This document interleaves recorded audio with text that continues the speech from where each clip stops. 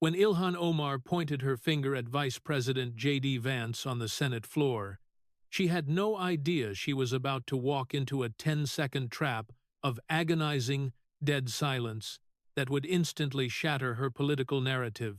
Ilhan Omar just told the Vice President of the United States that he pulled up the ladder on every refugee in America, to the face of a man who grew up in a house where the ladder was a fire escape from a meth lab, and who climbed it anyway, one rung at a time, with bloody hands and no safety net. She called him a hypocrite. He told her about the last time he said, "Thank you." The 22nd of May 2025. The floor of the United States Senate, a special joint session on immigration reform, had brought the unusual sight of House members addressing the Senate chamber. Rare, but constitutionally permitted for matters requiring bicameral deliberation, Vice President J.D. Vance presided from the chair, the way every VP has since the founding, present, mostly silent, constitutionally required to be there, but not expected to speak. Ilhan Omar, representative from Minnesota's 5th District, had been invited to present the House Progressive Caucus position. She stood at the podium, headscarf perfectly arranged, voice amplified through the Senate's oak panel chamber, and instead of addressing immigration policy, she turned to face the presiding officer's chair. She looked directly at J.D. Vance, and she aimed. Smash that like button, because you are about to watch the Vice President of the United States answer an accusation with a question so simple, so human, that the woman who attacked him couldn't find a single word to say for 10 full seconds. Vice President Vance. Omar said his name the way a prosecutor says a defendant's name, flat, loaded, already convicted. The Senate chamber shifted. Senators who had been checking phones looked up. Aides who had been whispering stopped. Because the protocol for a House member addressing the Senate is clear. You address the body, not the chair. You say Mr. President or Madam President, the institutional title. You do not look up at the presiding officer and say his name. You especially do not say it like that. Vice President Vance, you are the poster child for pulling up the ladder. Omar's voice carried the practiced rhythm of 1,000 House floor speeches, measured, cadenced, designed to make the evening news in 8-second clips.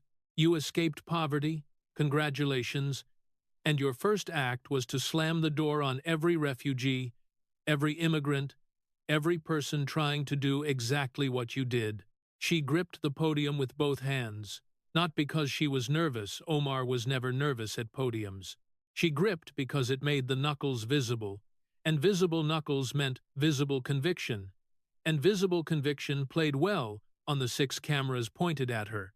You wrote a book about the American dream, a bestseller, made you famous, made you rich, then you got elected and made it harder for everyone else to live that dream. You are a hypocrite in a suit, Mr. Vice President, a man who benefited from every safety net in America and then voted to cut them all. She paused. The Senate chamber had the particular silence of 100 people who all know that a line is about to be crossed, and none of them can stop it. And let's be honest about what you really are. Omar's chin lifted, the chin that had faced down Fox News panels and congressional censure votes and death threats, the chin that never dropped. You didn't pull yourself up by your bootstraps. You married into Yale. You took Peter Thiel's money. You serve a president who called your people hillbillies before he needed their votes. She let the word sit. You're not a champion of the working class. You're a prop with a sad backstory. The chamber exhaled, not gasping, more like the sound a room makes when someone says the thing that everyone knew was coming, but no one thought would actually come. On the presiding officer's dais, J.D. Vance sat still, not the stillness of a man stunned, not the stillness of a man calculating a response, the stillness of a man from Middletown, Ohio, who had heard worse from his own mother on her worst nights, nights when the pills were running low and the words were running hot, and a 1-3-year-old boy learned that the loudest person in the room is almost never the strongest. He didn't shift in his chair, didn't adjust his tie, didn't reach for water. He just looked at Omar with an expression that C-SPAN Camera 3 caught in perfect focus. Not anger, not amusement, not contempt. Recognition. The quiet recognition of a man who had seen this play before, the grievance play, the "you're one of them now" play, the play that says the only authentic poor person is one who never leaves poverty. He waited until she was finished. He waited 3 more seconds after that, not for drama, but because rushing a response is the habit of people who don't trust their own words, and Vance trusted his words the way he trusted the Marines who trained him completely. Then, the Vice President of the United States leaned toward his microphone. Representative Omar. His voice was quiet. Midwest quiet, the kind that doesn't compete with noise but somehow cuts through it. The way a blade doesn't have to be loud to be sharp. Thank you. I appreciate the passion. He paused. I'd like to tell you a story. Actually, I'd like to tell you 2 stories. Mine and yours. Because I think when we put them side by side, something interesting happens. I grew up in Middletown, Ohio, Vance said. And the way he said Middletown was the way you say a town's name, when it's not just where you're from, but what you're made of. The syllables worn smooth from a lifetime of carrying them. Population 48,000. Shrinking. Used to be a steel town. By the time I was growing up, it was a pill town. He looked at the Senate chamber, not at Omar, at the room, at the 100 senators, and the aides, and the gallery. My mother was an addict, not in the abstract way people use that word in policy papers, substance use disorder, opioid crisis, statistics on a chart. She was an addict in the way that means a 1-3-year-old boy comes home from school and finds her on the bathroom floor and has to decide whether to call 911 or handle it himself, because the last time he called 911, she didn't speak to him for 2 weeks. Silence. The Senate chamber, which had buzzed with Omar's attack, went flat. I'm going to be honest because I wrote a book about this, so it's not a secret. I lived in a house where there were more pill bottles than food in the refrigerator, where the electricity got shut off 3 times in 1 year, where my mother had, I lost count, 14 boyfriends in 4 years, and each one was a different version of the same disaster. Vance's hands rested on the desk, flat, open, not gripping, not tense. The hands of a man who had made peace with his own history. The way you make peace with a scar, you don't hide it, and you don't show it off. You just let it be there. And then my grandmother, Mama, she took me in. She was 60 years old. She smoked like a chimney. She kept a loaded .38 revolver under her mattress, and she saved my life. She didn't save it with a program. She didn't save it with a government check. She saved it by saying every single day, JD, you are not trash. Don't you ever let anybody tell you that you are. He paused, looked down at his hands for a moment, then back up. America gave me that. Gave me Mama. Gave me a recruiting office in Middletown, where a Marine sergeant looked at a skinny kid from a meth house and said, "You'll do." Gave me the GI Bill. Gave me Ohio State. Gave me Yale Law School where, yes, Representative, I met my wife, and eventually, America gave me this chair. He looked at Omar, not confrontational, calm, almost gentle now. Let me tell your story, because it's a good story too. He leaned forward slightly. You were born in Mogadishu, 1982. Civil war broke out when you were 8. Your family fled. Not relocated, not immigrated, fled. The kind of fleeing where you leave with what you can carry. And you don't look back, because looking back means seeing the things you don't want your children to see. He spoke about her past with a specificity that surprised the chamber, not attacking, cataloging, treating her story with the same seriousness he treated his own. You spent 4 years in a refugee camp in Kenya, Dadaab, if I'm not mistaken. I've read about Dadaab. 90,000 people, no running water in most sections, 1 doctor for every 20,000 residents. You were a child. You didn't choose any of it.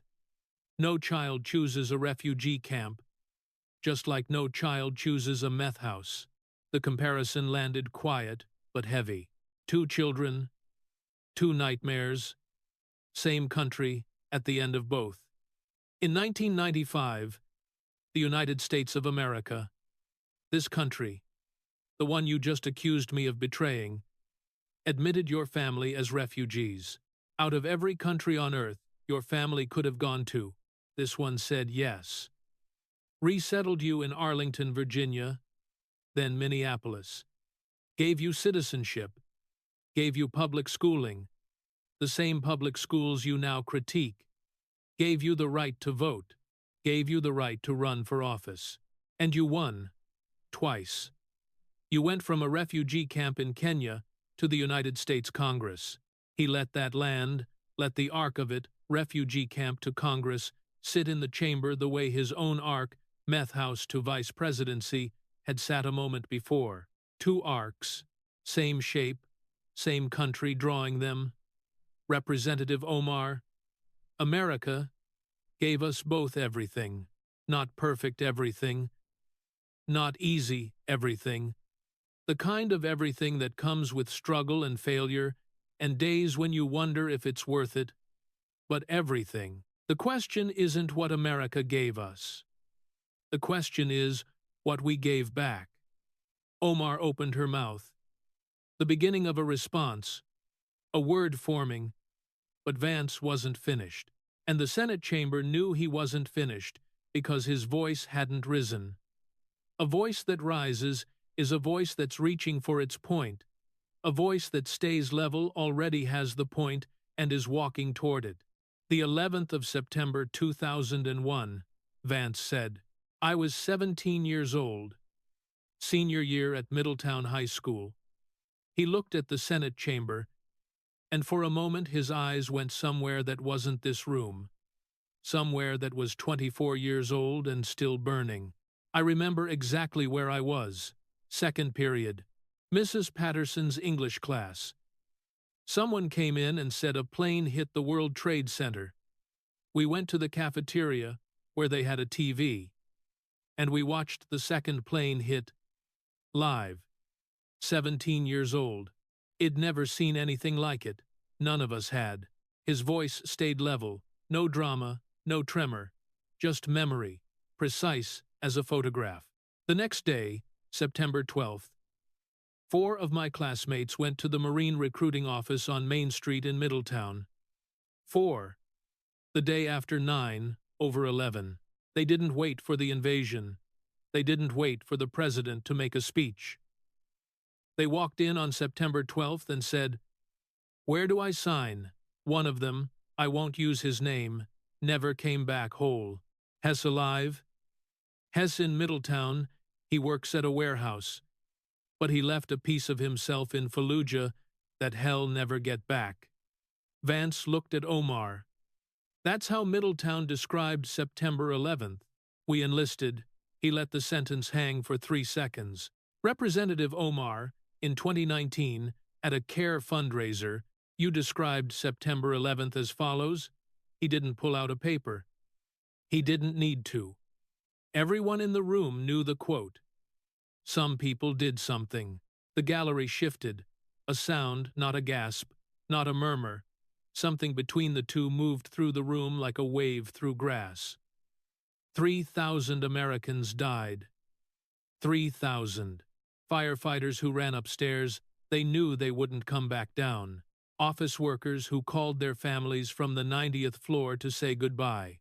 Passengers on Flight 9-3 who stormed the cockpit.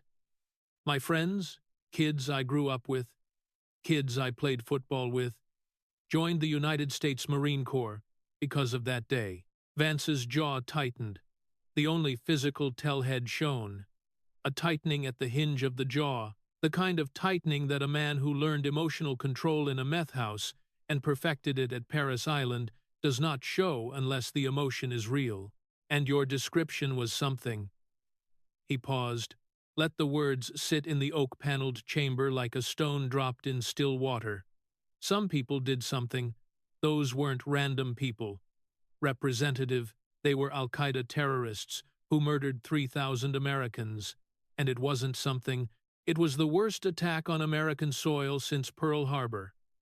My friends signed up to fight and die because of that day.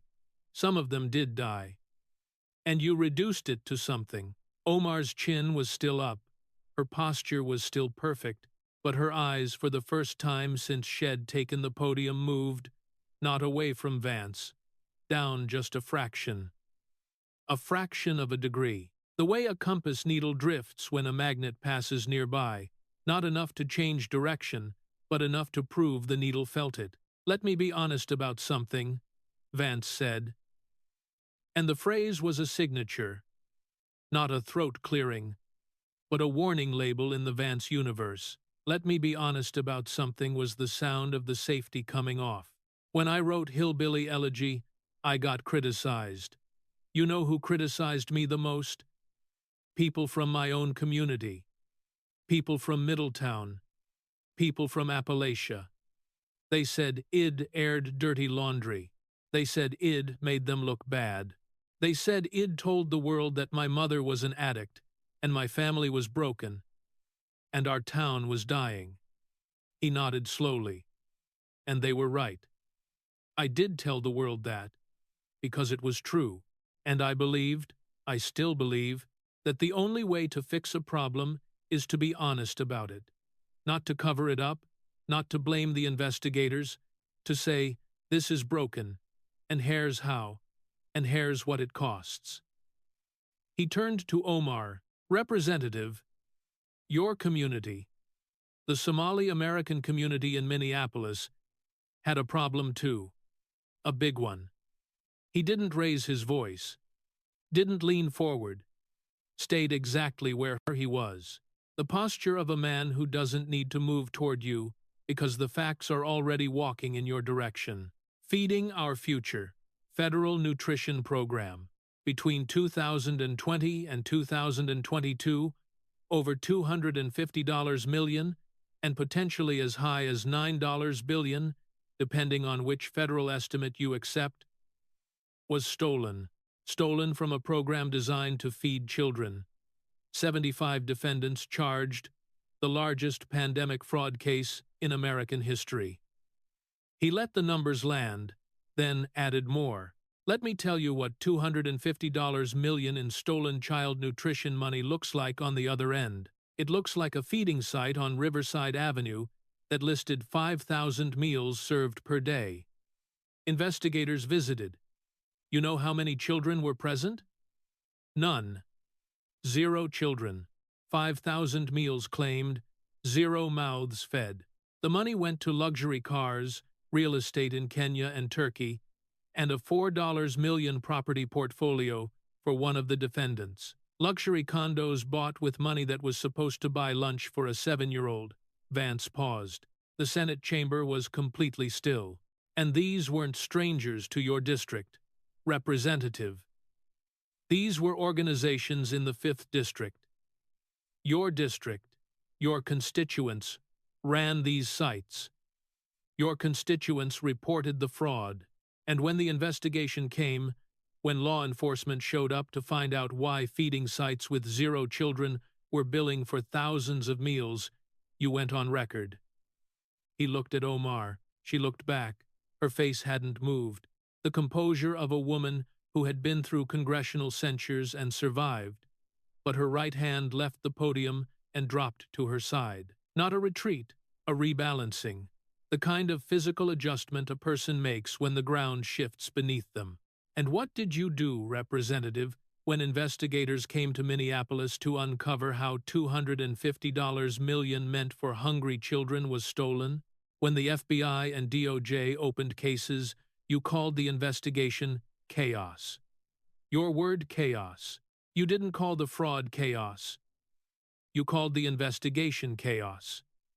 You said the government was criminalizing community organizations, the organizations that were billing for children who didn't exist. Vance shook his head, not dramatic, just the slow headshake of a man who couldn't understand the math. When my community had problems, real problems, ugly problems, the kind you don't want on the front page, I wrote about them honestly. It cost me friendships. It cost me Thanksgivings. There are people in Middletown who still won't look at me. But I told the truth. Because the people suffering from those problems, the kids in meth houses, the families losing fathers to fentanyl, they deserve the truth more than I deserved comfort. He paused. When your community had the same kind of problem, fraud, stealing from children, you covered for it. You attacked the people trying to stop it. And the children who were supposed to be fed, they're still hungry. Omar shifted her weight, left foot to right foot, the shift of a debater recalculating position, not retreating, but recognizing that the ground she was standing on had changed. Her aide, a young man in a gray suit 2 rows behind the podium, was writing something on a notepad fast. Not notes for her, notes for himself. Because in Washington, aides write 2 kinds of notes. Notes that help their boss, and notes that protect their own career. This was the second kind. Representative Omar, let me be honest about something else. There it was again, the safety off. The Senate chamber, which had learned the pattern, braced. I made my money writing a book, Hillbilly Elegy. I wrote it, a publisher bought it. People read it. Some agreed, some hated it. But the transaction was clean. Book for money. Transparent. My tax returns are public. He paused. After the book, I worked in venture capital, invested in companies. Some worked, some didn't. The salary was public, the investments were disclosed. When I ran for Senate, I filed every financial disclosure required by law. Everyone. He looked at Omar. Let's talk about your money. Representative. Omar's chin lifted higher, a fraction barely visible. But it was the tell, the Omar tell. When the chin goes up, the armor goes on. Your campaign, your official FEC-registered campaign, paid $3.7 million to the E Street Group, a consulting firm. The founder and managing partner of the E Street Group is Tim Minette. He paused. Tim Minette is your husband. They knew. Everyone in Washington knew. But hearing it laid out on the Senate floor in Vance's flat, Midwest Voice was different from reading it in a Politico article. Articles are abstract. A man's voice is concrete. $3.7 million in campaign funds routed through your husband's company. The FEC filed a complaint. Your campaign amended its filings after the fact. The amended filings showed payments that the original filings didn't, which means the original filings were either wrong or incomplete. In either case, Representative, that's a problem. He let that settle, then continued. And it's not just the campaign money. Mr. Minette's other business ventures, a cannabis company, a winery venture, consulting contracts outside the campaign, have generated their own questions. $1.7 million in funds that journalists have struggled to trace, from input to output. When you're married to someone whose company receives millions from your campaign and whose other businesses have unaccounted money of Representative, the word for that is entrepreneurship. The word is pattern. Vance didn't wait for a response. He turned a page in a thin folder. The only prop head used. A plain manila folder. No labels, no dramatic colored tabs. And then there's the immigration question, which I bring up not to be cruel but because you raised the topic of immigration in your attack on me. He looked at her. There are credible, documented allegations, investigated by the Minneapolis Star-Tribune, reviewed by multiple federal agencies, that you married your brother, Ahmed Nur Saeed Elmi, in 2009 for the purpose of immigration fraud. You've denied it, but the records that could prove or disprove it, your 2009 tax returns, you refused to release. And when Congresswoman Nancy Mace issued a subpoena for those records in 2025, you challenged it in court. He closed the folder gently. The way you close a book you finished reading. I made my money writing about my pain. You made yours rooting campaign funds through your husband's company. I disclosed everything. You amended your filings after you got caught. That's the difference. Omar's hand, the one that had left the podium, was now at her hip. Fingers curled against the fabric of her jacket, not a fist, not open, something in between. The hand of a person who wants to gesture but doesn't know what the gesture would be. Vance leaned back in the presiding officer's chair. For the first time in 20 minutes, something in his posture changed. Not harder, softer. The data knife was being put down. What came next wasn't data. It was something older. Representative Omar, I want to tell you something personal. I hope you'll hear it. His voice dropped, not to a whisper, but to the register a man uses when he's speaking to one person in a room full of people, the register of a conversation, not a speech. I wake up every day, grateful, every day. Not grateful in the way politicians say they're grateful.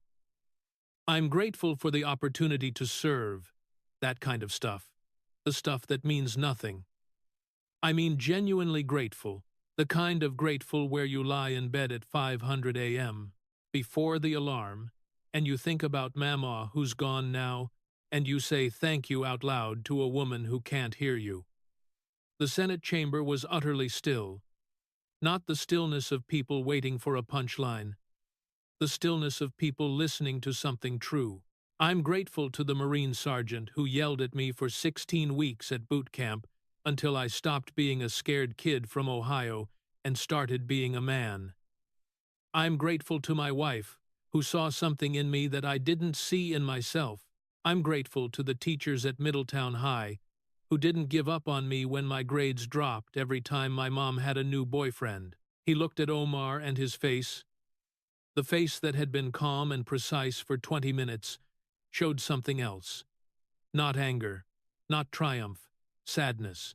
I'm grateful to America, not to an idea of America, not to a theory of America, to this actual country, with its actual flaws and its actual beauty, that took a kid from a meth house and let him become vice president. That's what I gave back gratitude. Every single day. He paused. Long. Representative Omar, the same country that took you from a refugee camp in Kenya and gave you citizenship and a seat in the United States Congress. That country, the same country that took me from a meth house and gave me the Marines and this chair. That country. He leaned toward the microphone. When was the last time you said something genuinely kind about it?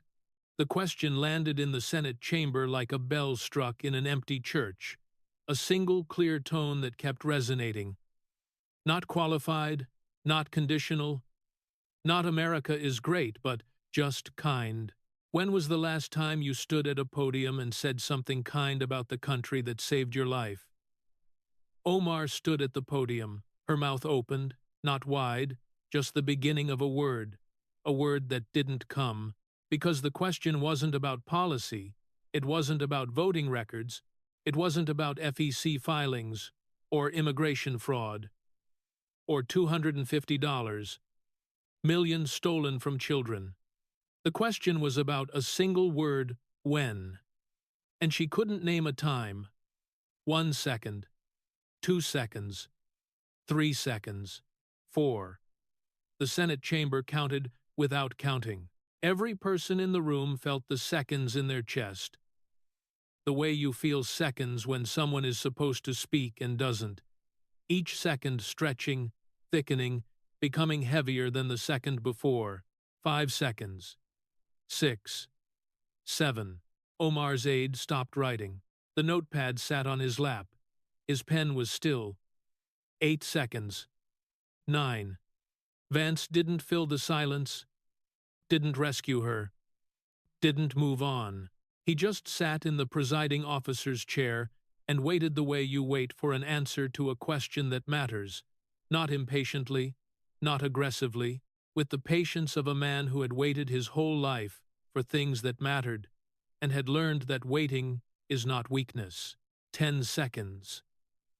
Omar's chin, the chin that never dropped, didn't drop, but it stopped lifting. It found a position that was neither defiant nor defeated, a position that had no name because it was the position of a person who had been asked a simple question and found in the vast catalogue of her I say it every day, Vance said softly. I say thank you. I say it to the Marines who trained me. I say it to the teachers who believed in me. I say it to Mama, who's gone now, but who I talk to anyway.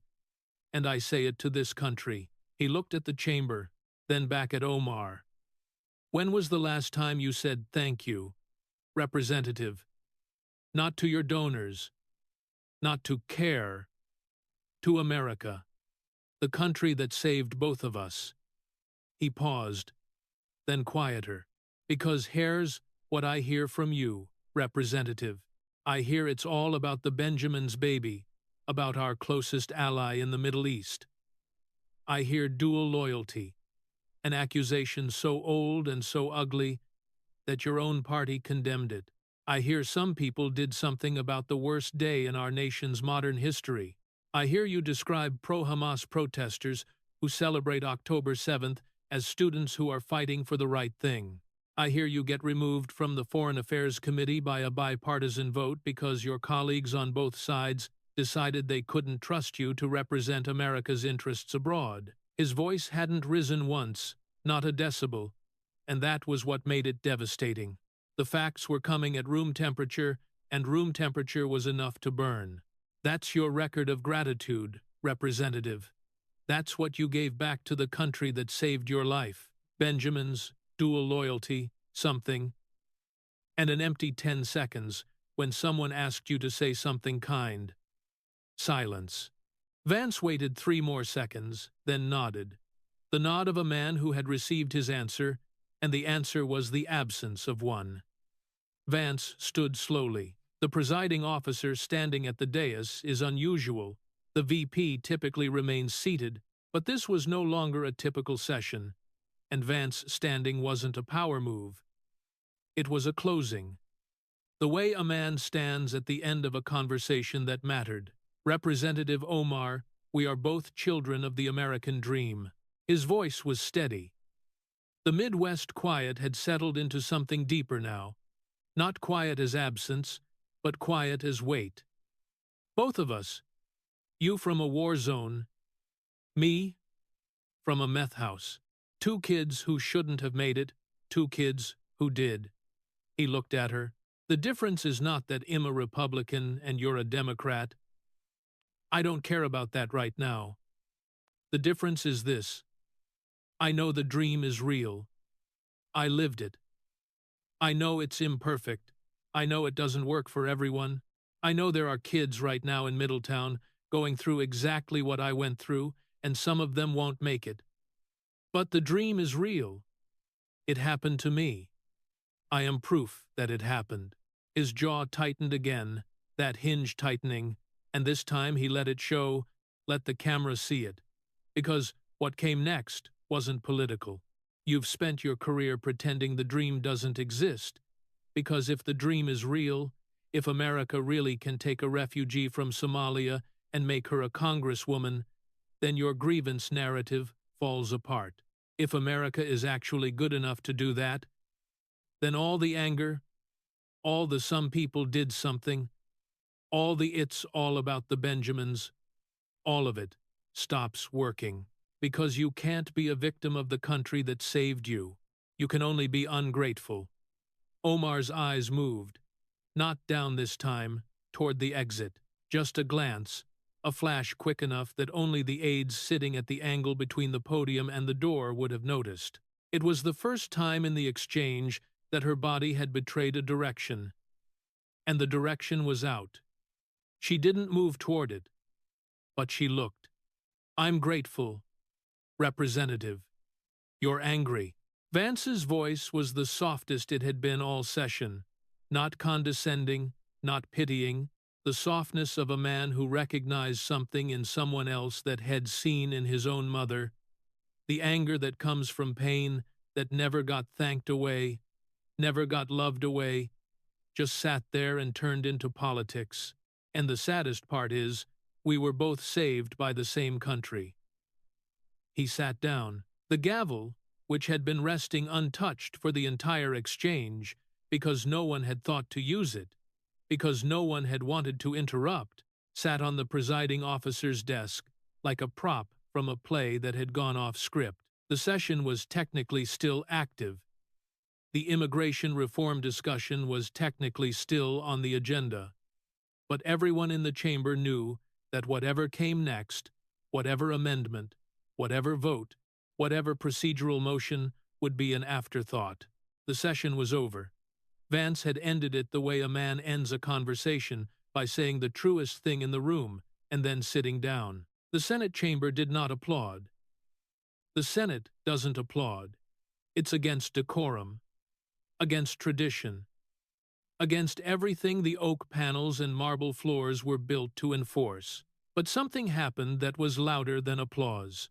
Senators shifted in their seats, not uncomfortably, decisively.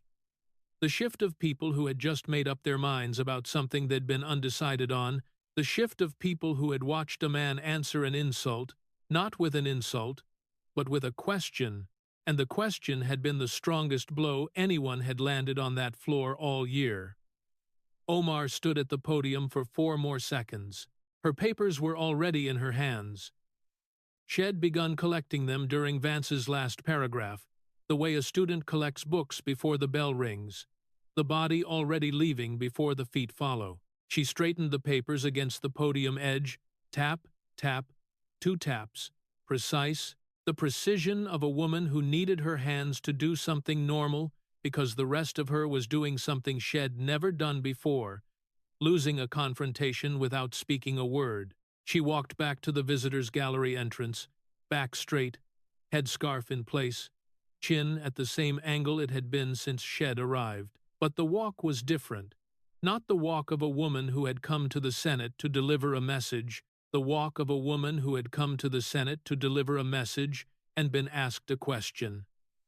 And the question was still hanging in the air behind her, following her through the door, following her into the hallway, following her into the car that would take her back to the House side of the Capitol, where she would sit in her office and be asked by 17 reporters, one after another, the same question Vance had asked. When was the last time? She would not answer them either. The clip hit Twitter before Omar reached the hallway. Not the full exchange. Nobody watches 22 minutes on Twitter.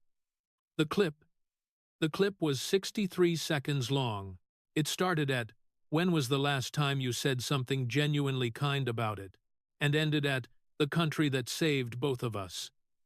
63 seconds. 10 seconds of silence in the middle. It was the 10 seconds that broke the internet. Omar silence trended #1 within 90 minutes, 28 million views in 4 hours. The clip didn't need commentary. The silence was the commentary. 10 seconds of a United States Congresswoman standing at a podium, mouth slightly open, unable to name a single time she had said something kind about the country that gave her citizenship. Fox News ran the full exchange uncut during the 800 p.m. hour, something they almost never did, because uncut footage doesn't have the graphics and the chyrons and the four-person panels that keep viewers from changing the channel, but the producers understood that this footage didn't need graphics. The footage was the graphic. CNN's coverage was revealing. Anderson Cooper played the "When was the last time" clip and turned to his panel. The panelist on the left, a former Obama communications director, started with, "Representative Omar has repeatedly expressed," and then stopped, looked at her notes, shuffled papers. "She has expressed," she has said, and the sentence never finished because the panelist had gone looking for the quote where Omar said something kind about America, unqualified, unconditional, and the quote wasn't there. The two refugees framing became the story. Not Vance versus Omar, not Republican versus Democrat. Two people saved by the same country. One said, "Thank you." One couldn't name the last time. That framing was devastating because it was immune to the standard political counterattacks. You couldn't call it racist. Vance had explicitly honored Omar's refugee story. You couldn't call it sexist. He hadn't mentioned gender once. You couldn't call it Islamophobic. He hadn't mentioned religion once. All you could call it was the truth, and the truth had sat in the Senate chamber for 10 seconds with no response. Consequences. Omar's office released a statement 3 hours after the exchange. Vice President Vance's attempt to weaponize patriotism is a dangerous distraction from the real threats facing immigrant communities. The statement used the word dangerous twice, distraction 3 times, and America 0 times. Political Twitter noticed. She had 3 hours to say something nice about America. One viral tweet read, "She used them to say dangerous and distraction instead." Vance point, proven. CARE called the exchange a dog whistle wrapped in a personal story. The response generated a second wave of viral clips. This time, Vance supporters posting the "I'm grateful to the Marines who trained me" section alongside CARE's statement and asking, "Which one sounds like a dog whistle to you?" The FEC complaint regarding the E Street Group payments gained new momentum. 3 senators, 2 Republican, 1 Independent, co-signed a letter requesting formal review. Tim Mynette's firm suspended its contract with the Omar campaign pending review. The Mace subpoena on Omar's 2009 tax records moved to federal court in D.C. with a hearing scheduled for July. But the lasting damage wasn't legal. It was narrative. 2 refugees became a phrase. It appeared on bumper stickers, in op-eds, in Sunday sermons. It became the shorthand for a specific idea that America is not measured by the people who complain about it, but by the people who were saved by it and say so. A pastor in Tulsa, Oklahoma, a Congolese refugee who'd come to America in 1998, used 2 refugees as his sermon title the following Sunday. He told his congregation, "I know which refugee I am, do you?" The sermon was recorded on a phone, posted to YouTube, and got 4 million views. A man in Tulsa, speaking to 60 people in a church basement, reached more people than Omar had reached in her entire attack on Vance. A high school teacher in Dearborn, Michigan, Arab American, 20 years in the classroom, assigned the full exchange as a civics exercise. "Watch both sides," she told her students. "Then answer one question.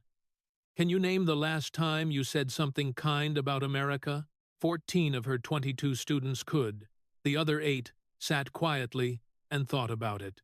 The teacher later told the Detroit Free Press, "That silence was the most productive silence I've had in 20 years of teaching." The "when was the last time" question became its own meme, but not the mocking kind, the sincere kind.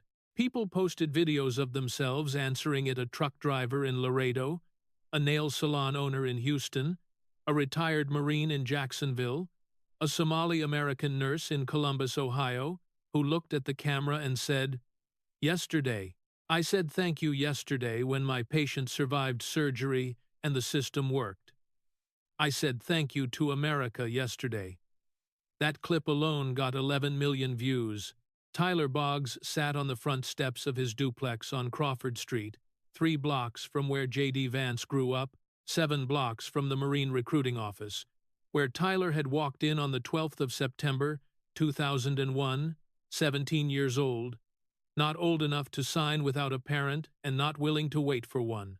Tyler was 41 now. He worked second shift at a logistics warehouse outside Middletown. $19.40 an hour. Bad knees from Fallujah.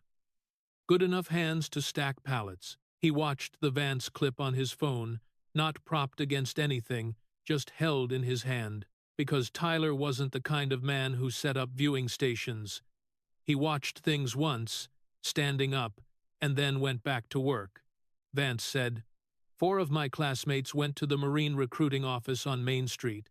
Tyler paused the clip, looked up at Crawford Street. Quiet, broken sidewalk, 2 boarded houses on the corner, 1 kid on a bicycle. Same street, different decade, same town. He pressed play. Vance said, "One of them never came back whole." Tyler looked at his knees, the left one, the one that had taken shrapnel in Fallujah, the one that predicted rain better than any weather app, the one that made the stairs at the warehouse a daily negotiation. The left one ached. It always ached when someone talked about Fallujah, not phantom pain, memory pain, the body remembering what the mind had filed away. J.D. said it right. Tyler said to no one, or to the street, or to the kid on the bicycle, or to the 4 guys from Middletown High who walked into that recruiting office in 2001, 3 of whom were still alive, and 1 of whom was Tyler, and 1 of whom wasn't. We joined because of that day. She called it something. He closed the clip, put the phone in his pocket, stood up slow because the left knee needed warning, and went inside. On the kitchen counter, next to a gas bill and a half-eaten sleeve of Ritz crackers, there was a framed photo Tyler, at 18, Paris Island dress blues, grinning the grin of a kid who didn't know what Fallujah was, yet but who had walked into a recruiting office the day after 3,000 Americans died. Because that's what you did in Middletown when something happened. Not something, that thing. The thing that changed everything.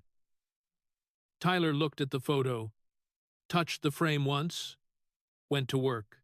Abdi Farah wiped the counter of his convenience store on Cedar Avenue, Minneapolis, the avenue the locals called Little Mogadishu, the avenue where the signs were in English and Somali, and the shelves held both Campbell's soup and camel milk.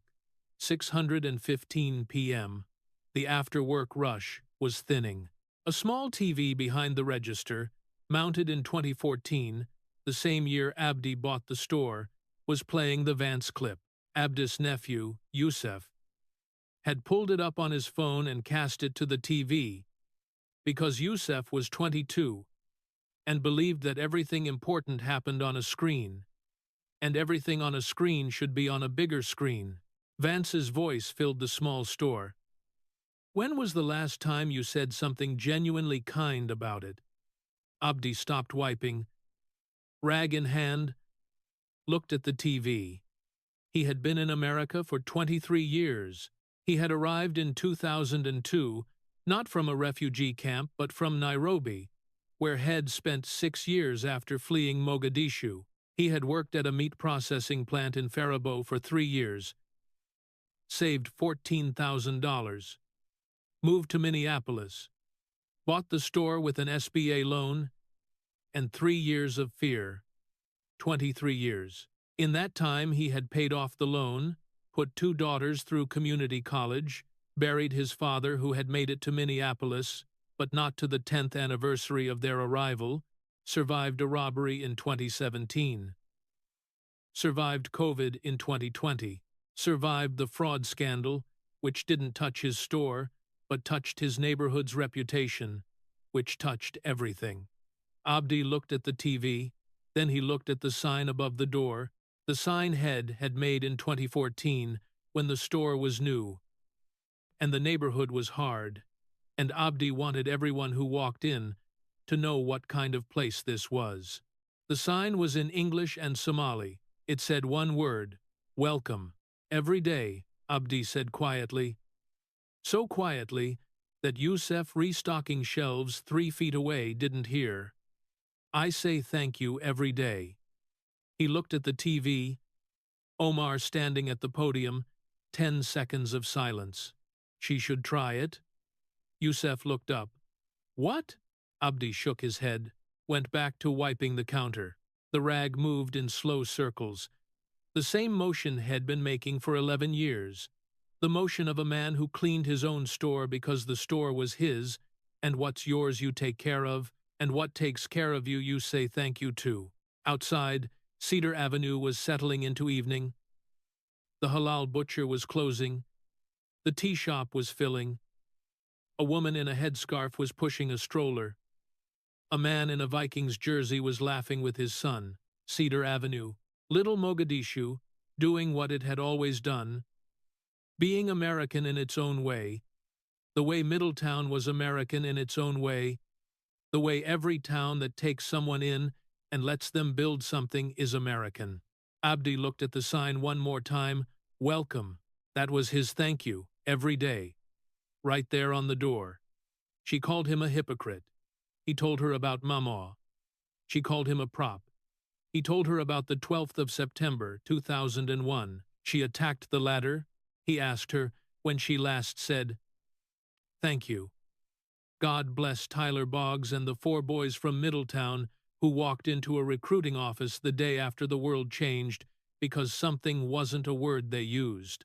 God bless Abdi Farah and the sign that says, "Welcome," because a man who wipes his own counter and says, "Thank you every day," taught this country more about gratitude than 1,000 speeches from a podium. 2 refugees, same country. One said thank you, one couldn't. 24 excuses from one congresswoman. 10 seconds of silence. And one question she still hasn't answered. When was the last time you said something kind about America?